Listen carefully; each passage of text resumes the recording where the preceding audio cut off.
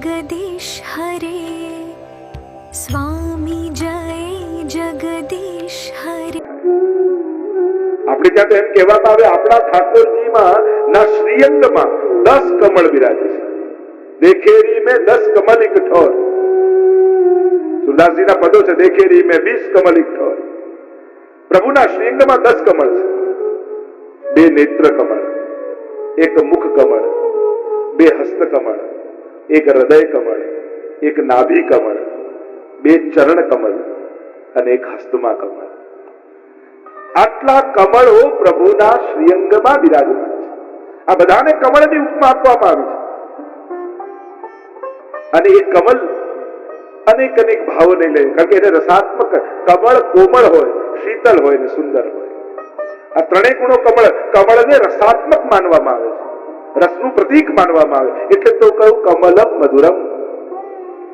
અને એ જ કમળ જો યમુનાજીમાં તમે દર્શન કરો, ઠાકોરજીના તો અનેક કમળના ભાવ છે જ. અને આ ઘણી સ્તુતિઓમાં પણ, ભાગવત આદિમાં પણ કુંતાજી પણ સ્તુતિ કરતા પ્રભુને કહે છે ને, કુંતાજી સ્તુતિ કરતા પ્રભુને કહે છે, નમઃ પંકજ નાભાય. જેના નાભીમાંથી પંકજ એટલે કમળ ખીલે છે, જેનું નામ છે પંકજ. પંક એટલે કાદવ, અને કાદવમાંથી જે જન્મે એને પંકજ કહેવાય. પંકજ નાભાય નમઃ પંકજ માલિને. કમળની માળાને આપ ધારણ કરવા વાળા છો. પંકજ નેત્રાય, કમળની પાંખુડી જેવા નેત્ર છે. અને આપના ચરણ કમલ પંકજ એટલે કમળ જેવા છે, ચરણારવિંદ. એમ પણ અનેક અનેક સ્તુતિઓમાં જ્યાં જ્યાં પ્રભુની સ્તુતિ ભાગવતમાં આવી છે, ત્યાં ત્યાં ક્યાંક ને ક્યાંક કમળનો ઉલ્લેખ આવ્યો છે. એટલે કમળની વિશેષતા આપણે ત્યાં માનવામાં આવી. એ પણ કૃષ્ણ ચરિત્રમાં તો વિશેષ રૂપે નિત્ય ઠાકોરજી માળામાં ધારણ કરે છે કમળને. વૈજંતી માળામાં 1 પુષ્પ, તુલસી કુંદ મંદાર પારિજાત સરોડવહી પંચમીહી કુસુમરેતી વૈજંતી પ્રકીર્તિતા. કમળ એક ફૂલ છે વૈજંતી માળા.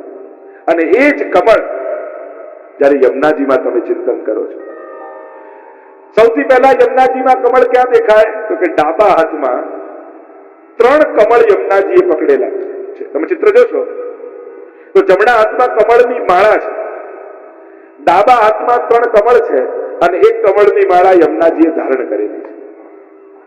આટલા કમળ યમુનાજીમાં દેખાશે તમને. તો સૌથી પહેલા ડાબા હાથમાં 3 કમળ, અને 3 કમળ જોશો તો 1 કળી છે, 1 અર્ધ વિકસિત છે, ત્રીજું પૂર્ણ વિકસિત છે. આ ભક્તિની 3 અવસ્થા છે, જે ભક્તિવર્ધની ગ્રંથમાં મહાપ્રભુજીએ સમજાવી. પ્રેમ, આસક્તિ અને વ્યસન. આ ભક્તિની 3 અવસ્થાના પ્રતીક રૂપે 3 કમળ શ્રી યમુનાજીના હસ્તમાં છે. અને 41 પદમાં કહ્યું, બ્રહ્મ સંબંધ જબ હોત યા જીવ को तब ही इनकी भुजा वाम फरके तोड़ कर शोर कर जाए पिए सो કહે. જ્યારે બ્રહ્મ સંબંધ જીવનું થાય ને તો યમુનાજીનું ડાબુ હાથ ફરકવા લાગે. સ્ત્રીનું ડાબુ અંગ ફરકવું એ સુકન માનવામાં આવે, એટલે સુકનનો સંકેત. પણ એક અર્થ એમ કર્યો કે કેમ ફરકે છે કે આ 3 કમળ પોતાના ભક્તને આપવા માટે યમુનાજી લાલાયિત થઈ જાય છે. એટલે કે જીવનો બ્રહ્મ સંબંધ થયો એટલે આ 3 કમળ યમુનાજી આપશે. પ્રેમ આપશે, આસક્તિ આપશે, અને છેક વ્યસન સુધી લઈ જશે. એટલે આ 3 કમળનો એ ભાવ બતાવે. એક ભાવ જમણા હાથમાં રહેલી માળા શું છે, કંઠમાં પહેરેલી માળા શું છે. 41 પદમાં કહ્યું, ભક્ત રાખત હિય હાર કરકે. પોતાના નિજ ભક્તોને યમુનાજી પોતાનો હાર બનાવીને રાખે છે. અને જ્યારે ઠાકોરજી મળે ત્યારે એ માળા કાઢી અને ઠાકોરજીના કંઠમાં ધરાવી અને જીવનું બ્રહ્મ સંબંધ કરાવી દે છે. અને જીવનું જ્યારે બ્રહ્મ સંબંધ થાય ત્યારે સૌથી પહેલી વધાઈ ઠાકોરજીને યમુનાજી જઈને આપતા હોય છે. દોર કર શોર કર જાય પિએ સો કહે કે પ્રભુ નિત્ય લીલાથી વિખૂટી પડેલી એક ગોપી ફરી નિત્ય લીલામાં આવી રહી છે. એ જીવનું બ્રહ્મ સંબંધ થયું છે. એમ યમુનાજી ઉત્સવ કરે છે નિત્ય લીલામાં. તો આ કમળ ભક્તોના હૃદય કમળ છે. એક ભાવ સ્વયં યમુના અષ્ટપદીમાં શ્રી ગુસાઈજીએ બતાવ્યું. જેમ યમુનાષ્ટકમાં મહાપ્રભુજી પરિચય આપે છે અને યમુનાજીનો સુંદર રીતે આપણને યમુનાજી માટે સ્નેહ કરાવે છે પરિચય આપી, એ જ રીતે સ્વયં ગુસાઈજી યમુના અષ્ટપદીમાં યમુનાજીના ગુણગાન કરે છે. અને આપ આજ્ઞા કરે છે કે રાત્રિના સમયે યમુનાજીમાં અનેક પોયણાઓ ખીલે છે. સફેદ કમળ જેવા હોય ને પોયણા કહેવાય. રાત્રિના આખું યમુનાજી પોયણાથી ભરાઈ જાય અને દિવસ પડે ત્યારે પોયણાઓ ભીડાઈ જાય અને લાલ લાલ કમળ ખીલે. તો કે આવું કેમ? અરે એક વાર તો એમ થયો, એક વાર ગોપાલદાસજી વર્ણન કરે છે કે કુમુદ કમલ કુમુદ નાના અલી સુંદર મધુપ કરે ત્યાં ગાન. ગોપાલદાસ જયારે જોઈ રહ્યા છે નિત્ય લીલામાં યમુનાજીનું વર્ણન અને યમુનાજીના તટ ઉપર ઠાકોરજી અને સ્વામીજી જઈ રહ્યા છે અને ગોપાલદાસે જયારે ચારે બાજુ જોયું તો એને યમુનાજીમાં પોયણા અને કમળ એક સાથે ખીલેલા દેખાય. પ્રથમ આખ્યાનમાં ગોપાલદાસ જયારે નિત્ય લીલાનું વર્ણન કરે છે અને નિત્ય લીલામાં ગિરિરાજજી યમુનાજી વૃંદાવનની ઝાંખી ત્યાં ગુસાઈજીની સન્મુખ બેઠા બેઠા એને થાય છે અને ત્યાં દર્શન કરતા જુએ છે કમલ કુમુદ નાના અલી સુંદર, એક સાથે કમળ પણ ખીલ્યા છે અને કુમુદ પણ. કે આવું સંભવે કઈ રીતે? કારણ કે કુમુદ તો ચંદ્રમાને જોઈને ખીલે અને કમળ તો સૂર્યને જોઈને ખીલે. આ એક સાથે કેમ ખીલ્યા? ત્યારે જોયું કે ઠાકોરજીનું મુખારવિંદ સૂર્ય જેવું છે અને રાધાજીનું મુખારવિંદ ચંદ્રમા જેવું છે અને આ બંનેને જોઈ બંને એક સાથે ખીલી ગયા છે. અહીંયા ગુસાઈજી વર્ણન કરે છે અષ્ટપદીમાં કે આ યમુનાજીમાં રાત્રિના સમય પોયણા. તો આ પોયણા શું છે? તો ગુસાઈજી કહે અરે ધ્યાનથી જો, આ પોયણા નથી, રાસ લીલાના દર્શન કરવા માટે યમુનાજી હજારો નેત્રોને ઉગાડી દીધા છે. આ તો યમુનાજીના નેત્રો છે અને અનેક બે નેત્રોથી રાસલીલાના દર્શનની તૃપ્તિ થતી નથી એટલે યમુનાજી પોયણા રૂપે અનેક નેત્રોને ખોલી અને ઠાકોરજીની રાસલીલાના દર્શન કરી રહ્યા છે.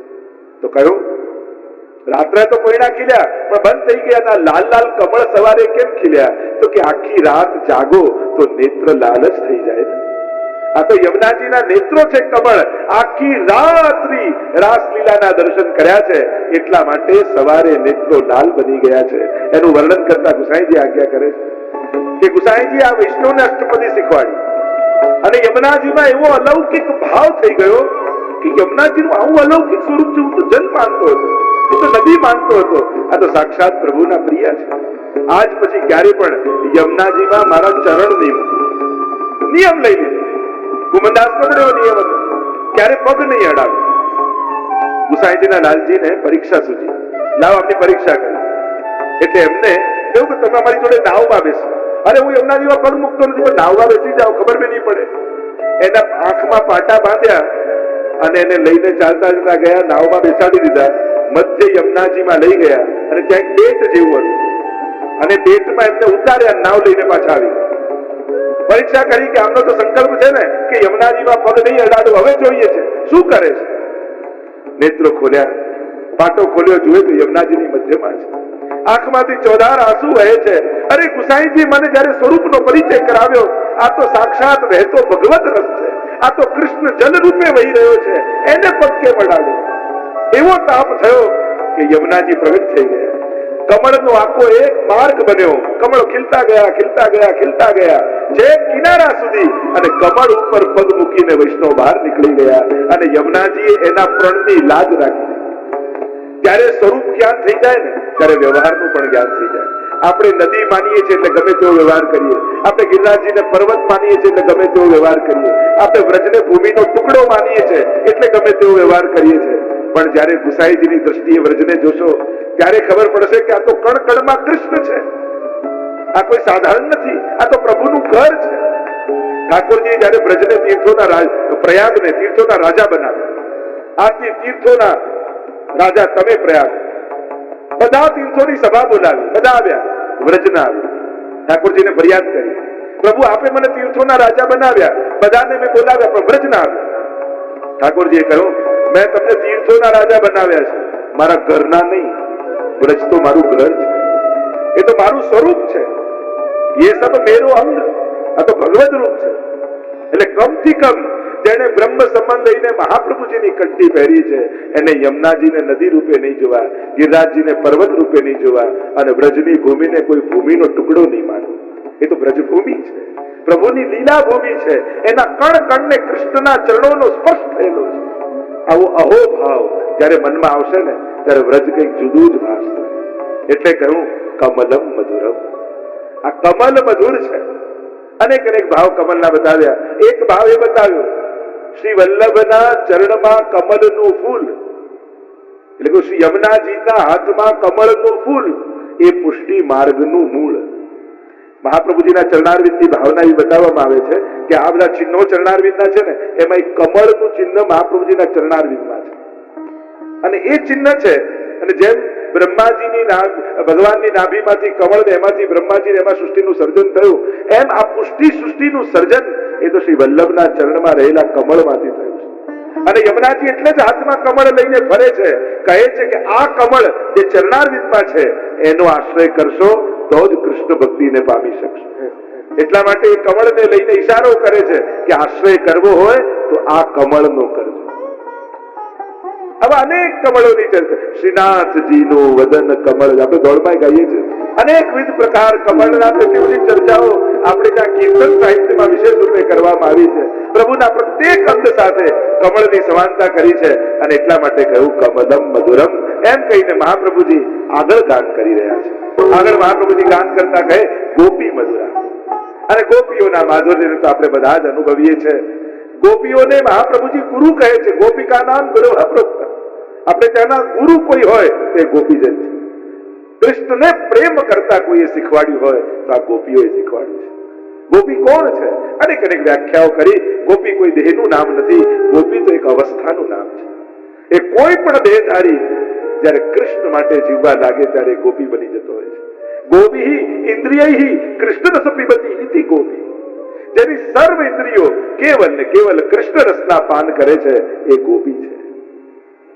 ગોપનશીલા ગોપી, જે પોતાના ભાવને ગુપ્ત રાખે છે એ ગોપી છે. અનેક પ્રકારના ગોપીજનોની વાત છે આપણે ત્યાં. બ્રજમાં ગોપીઓ એક જ પ્રકારના નથી. આ ગોપી ગીત ગાનારા ગોપીઓ પણ 19 પ્રકારના છે. મહાપ્રભુજી કહે છે તામસ રાજસ સાત્વિક, તામસ તામસ તામસ રાજસ તામસ સાત્વિક, રાજસ રાજસ રાજસ તામસ રાજસ સાત્વિક, સાત્વિક સાત્વિક સાત્વિક રાજસ તામસ સાત્વિક તામસ. સમજાઈ ગયું નહીં ને? પછી ગમે બીજી ક્યારે અનેક ભાવના ગોપીજનો છે. સીધી ભાષામાં સરળ ભાષામાં સમજાવું એટલે સુબોધનીજીને સમજવા માટે ગોપીઓના પ્રકાર સમજવા જરૂરી છે. આ શ્લોક આ ગોપી બોલે છે તો આ કેમ આમ બોલે છે? કારણ કે આ તામસ ગોપી છે. આ આમ બોલી તો આવું કેમ બોલી? તો કે આ સાત્વિક ગોપી છે, આ નિર્ગુણ ગોપી છે. ગોપીજનોના અનેક પ્રકાર આચાર્ય ચરણે બતાવ્યા છે. જયારે વેણુનાથ ઠાકોરજીએ કર્યો અને વેણુનો સ્વર પહોંચ્યો બ્રજમાં અને ગોપીઓ જે જે કાર્ય કરી રહી હતી એ કાર્ય પરથી પણ મહાપ્રભુજી બતાવે છે કે આમાં કઈ ગોપી છે, આમાં તામસ કઈ, રાજસ કઈ, સાત્વિક કઈ. કારણ કે જેવી વૃત્તિ એવી પ્રવૃત્તિ. કોઈ ગુહારી કરી રહી છે તો કે સેવા કરવી એ સાત્વિક વૃત્તિ છે. કોઈ વ્યાપાર માટે દૂધ ઉકાળી રહી છે તો વ્યાપાર કાર્ય રાજસ કાર્ય છે. કોઈ ખાણી રહી છે તો કે તામસ કાર્ય છે. એમ જુદા જુદા કાર્યથી, જુદી જુદી પ્રવૃત્તિથી ગોપીઓની પ્રકૃતિ બતાય. પણ સરળ ભાષામાં તમને સમજાવું તો આ 4 પ્રકારના ગોપીજનો જે પ્રધાન તામસ, રાજસ, સાત્વિક અને નિર્ગુણ. તામસ કોણ છે? તામસાહ દેવ નિંદકા. ઠાકોરજી પર આરોપણ કરે તામસ ગોપી. હે કપટી, તમે જ અડધી રાતના અમને છોડીને જતા રહ્યા, આવું તમારા સિવાય બીજું કોણ કરે? પ્રભુ પર આરોપણ કરે કે તમારો જ વાંક છે, અમે તો આપના માટે બધું જ છોડીને આવ્યા છીએ અને આપ જ ફરી ગયા. તામસાહ દેવ નિંદકા, સાત્વિકા આત્મનિંદકા. પ્રભુ અમારો જ કંઈક દોષ હશે, અમારો જ અધિકાર નહીં હોય. આપ તો પરમ કૃપાળુ છો, આપ તો કૃપા જ કરતા જાણો છો, પણ અમારા જ પાત્રો કાણા છે એટલે આપના કૃપા રસને અમે ઝીલી શકતા નથી. लालन जो की चाहिए कृपा एक लालन जो की चाहिए अपनो दोष विचार सखीरी इनसो कछु न कहिए कृपा एक लालन जो की चाहिए. પોતાનો દોષ વિચાર ઉનસો કછું ન કહીએ. આ ગોપી સાત્વિક ભાવ. અને રાજસા વિક્ષિપ્તા, રાજસ ગોપી વિક્ષિપ્ત. ક્યારેક તામસ ભાવ આવી જાય, ક્યારેક સાત્વિક ભાવ આવી જાય અને આમ જેનો ભાવ ઢોળ્યા કરે એ રાજસ ગોપી છે. આવા અનેક પ્રકારના ગોપીજનોની ચર્ચા છે. એમ દશમસ્કંદમાં જોવા જાવ તો 3 સ્ત્રી પાત્ર તમને જોવા મળે. 3 પ્રકારનો ભાવ, ઉત્તમ ભાવ, મધ્યમ અને સાધારણ. 3 સ્ત્રી પાત્રો ભક્તો. એક છે કુબજા, બીજા છે અષ્ટપટરાણીઓ અને ત્રીજા છે ગોપીજન. કુબજાનો ભાવ સાધારણ છે, સ્વસુખની જ કામના છે, પ્રભુના સુખનો વિચાર નથી એટલે એને હીન ભાવ કર્યો, સાધારણ ભાવ કર્યો. અષ્ટપટરાણીઓનો મધ્યમ ભાવ છે, અમને આનંદ થાય ને પ્રભુને પણ સુખ થાય એટલે મધ્યમ ભક્તિ. અને ગોપીઓની ભક્તિ સર્વોચ્ચ કહી અમારું જે થવું હોય થાય, મારા ઠાકોરજી પ્રસન્ન થઈ જાય. ના પ્રસંગમાં એ કહેતા કે પ્રભુ એકવાર પરીક્ષા કરી, મારા પેટમાં બહુ દર્દ છે, કોઈ ભક્તના ચરણની ધૂલી મને લાવી આપો, અને એ જો હું આરોગું તો મારું દુઃખ જાય. અને નારદજી તો બધા પાસે ગયા, મોટા મોટા ઋષિઓ, મહાત્માઓ, સંતો બધાને કહે કે તમારા ચરણની ધૂલી આપો, પ્રભુના પેટમાં ખૂબ દર્દ થઈ રહ્યું છે. પેલા કે અમારા પગની ધૂલી, અમારા ચરણની ધૂલી અપાય, અમને તો નરકમાં જગ્યા ન મળે જો અમારા ચરણની ધૂલી આપીએ તો. કોઈએ ના આપે. પ્રભુએ કહ્યું હવે ગોપીઓ પાસે જાઓ. નારદજી આવ્યા ગોપીઓ પાસે ને કહેવા લાગ્યા તમારા ચરણની ધૂલી જોઈએ છે. ગોપીઓ કહે થોડી નહીં, ટોપલા ભરી ભરીને લઈ જાઓ, પણ નરકમાં જગ્યા નહીં મળે.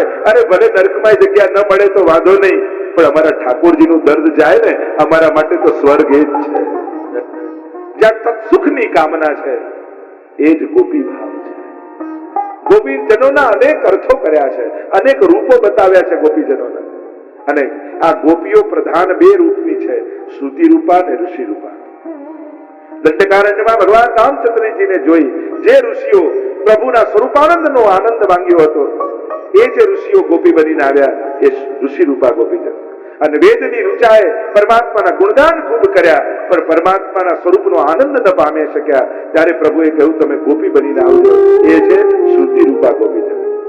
એ જ રીતે બે પ્રકાર અન્ય મહાપ્રભુજીએ જુદા બતાવ્યા, જે વ્રજની ગોપી બનીને આવ્યા છે. એમાં બે ભાવ બતાવ્યા, એક સ્વકીયા ગોપીજનો, બીજા પરકીયા ગોપીજનો. આ સુબોધનીજીના શબ્દો વાપરું છું. સ્વકીયા કોણ?